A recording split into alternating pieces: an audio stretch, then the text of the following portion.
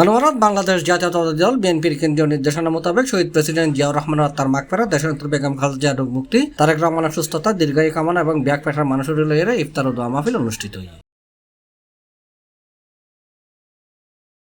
March 33 তারিখ রবিবার বিকালে আনোয়ারার চাতুরী ঈদগাহ মাঠ প্রাঙ্গণ উপজেলার চাতুরী সায়ের 5 নম্বর ওয়ার্ড বিএনপি অঙ্গ সহযোগী সংগঠনের উদ্যোগে এই ইফতার ও দোয়া মাহফিল অনুষ্ঠিত হয়। এই সময় আনোয়ারা উপজেলা বিএনপির যুগ্ম আহ্বায়ক জাকির হোসেনের সভাপতিত্বে এবং উপজেলা যুবদল নেতা শহীদুল হক অ্যাডভোকেট নুরুল কবির রানার যৌথ সঞ্চালনায় প্রধান অতিথি আছেন চট্টগ্রাম দক্ষিণ জেলা বিএনপির সদস্য সচিব লায়ন মোহাম্মদ হেলাল উদ্দিন। অন্যান্যর মাঝে উপস্থিত আছেন উপজেলা বিএনপির যুগ্ম আহ্বায়ক সরওয়ার হোসেন মুরাদ, সদস্য মাস্টার রফিক, ডাক্তার Kashem, Yusuf master, Abdul Haque member, Rafiq dealer, Abu Sadek, Mohammad Idris, Abdul Kaim Chowdhury Sultan, Nurul Huda, Dil Mohammad মঞ্জুর, নুরুল ইসলাম সহ আরো অনেকে। আর বিএনপি থেকে সুবিধা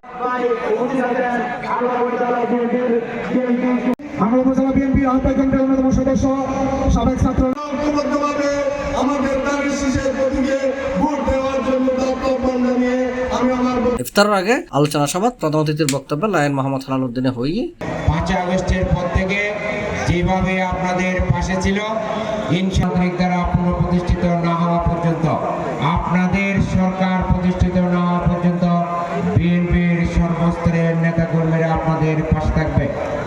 একটা বিষয় আপনাদের দৃষ্টি আকর্ষণ করে বলতে চাই, আপনি যখন পথ চলবেন, আপনি এখান থেকে এখন চৌমুহনী বাজারে যাবেন, আপনি চলতে থাকবেন সামনের দিকে। চলার পথে যদি আপনাকে বামে ডানে সামনে পিছনে আপনি যদি দাঁড়িয়ে যান, আপনার ওই গন্তব্যে পৌঁছানো কখনো সম্ভব হবে না। আনোয়ারা তৃণমূল বিএনপির নেতাকর্মীরা সেই যে লক্ষ্য নিয়ে মীর জাফর মুনাফিকদের প্রতিহত করে তারেক রহমানের নেতৃত্বকে ধারণ করে শহীদ জিয়ার আদর্শকে ধারণ করে পথ চলা শুরু করেছিল। বলেন কান্দি লগ্নের সি প্লাস টিভি, চট্টগ্রাম। হাত